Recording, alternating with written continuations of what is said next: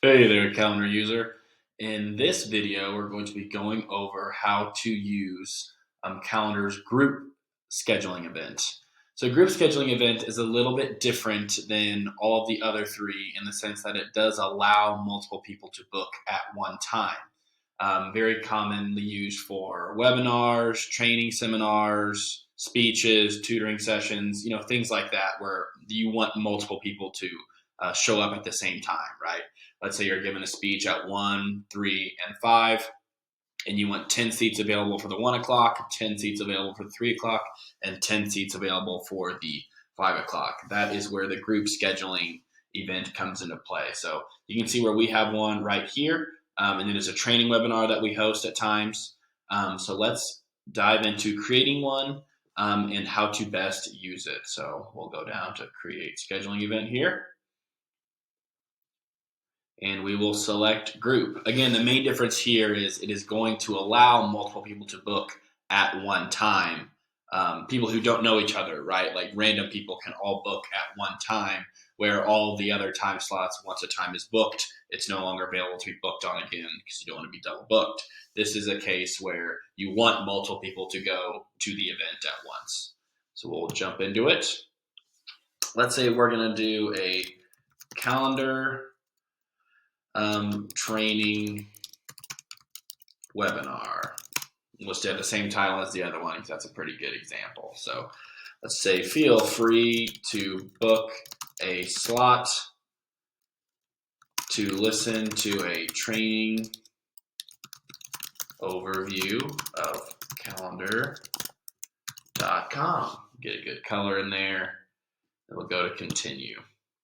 So this part is going to be where the difference is, and I have a scheduler limit here. On the other scheduling events, they don't have a scheduler limit because once you're booked, no one else can book that time.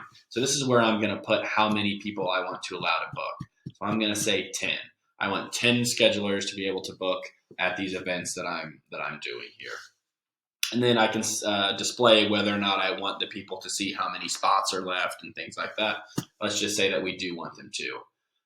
Going back up here real quick, same as all the other scheduling events, you pick your duration. The difference here is you can only have one duration, right? The other scheduling events, you can give them multiple options if you want to. But for something like this, my tutoring session is 1 hour, right? It doesn't matter how long the scheduling people want to attend. The meeting is what it is. So we'll put an hour here. And then let's say I'm just doing this every Friday. So I'll get rid of all these other days. Let's say I'm doing this tutoring session every Friday. Oh, there we go. Every Friday at 9,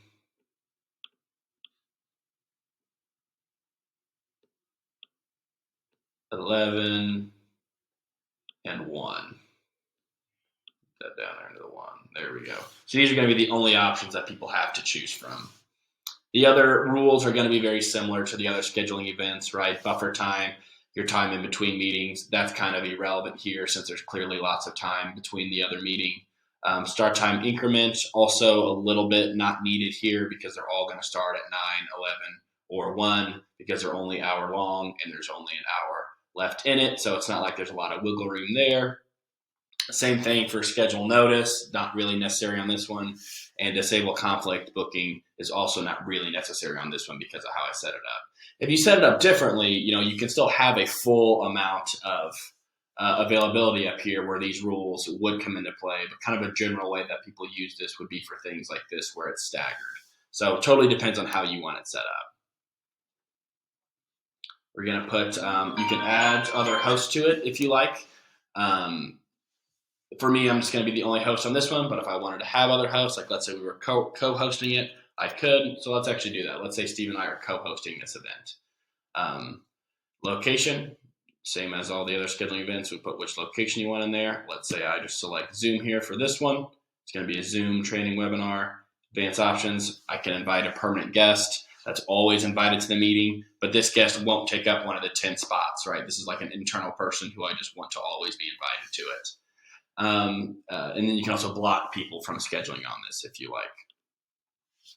Last thing we'll do is set email reminders and text reminders, just like every other scheduling event. Custom questions, just like any other scheduling event. We'll put something in here like company name, so that I know, like, who's in my, when they're booking, I can see who, what company is booking to come to my webinar. Company name, we can make that required too, even. And then we'll say another question, company size, and we won't make that one required. And again, we can choose how they answer it. I could add a phone number in there if I wanted, so I could reach back out to them, something like that. Oops, I didn't save that one. We'll just do phone number here so you can see how that works. Phone number, and then we won't make that one required, and the type of answer they will do would obviously be a phone number for that one. So boom. Payments, you can accept payments with a Stripe integration to allow people or to make people pay to book that meeting, or go to that webinar. If you wanted to charge $10 for people to go to that webinar, you can do that through the payments here. You can have a confirmation page link or redirect where after they book, it will take them to a specific page you like if you wanted to do that. And then you can also make this a private scheduling event. That way that you can kind of control who's booking on it, and it's not just automatically part of your scheduling page. So there we have it. We just created this one.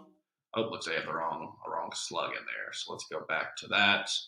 The reason that slug was forbidden is because I've already done it. So 3.0. There we go. Now I'll go back through it and it'll let me color correct it. Boom, there we go. I just got that error the first time because it was the exact same name as this one, so that's why. So now we can see what we created here. We'll click this link.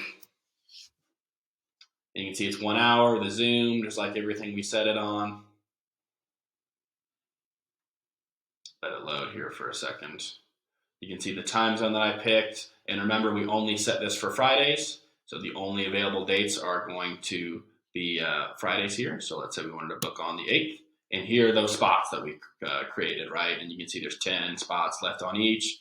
So I can book at 9, confirm, put my name, email in there, and then here are those custom questions that we created. So here's the company name, and then the phone number. You can see where the asterisk means they were required. We did not require the phone number, but it is a question for them to do it. And then they could book, and one of those 10 slots for this time would be taken. So when the next person goes to book, it would show 1 out of 10 slots picked or 9 out of 10 slots available. So there you have it. That is how you can use the group scheduling events, how to create it and how to use it. Thanks, guys.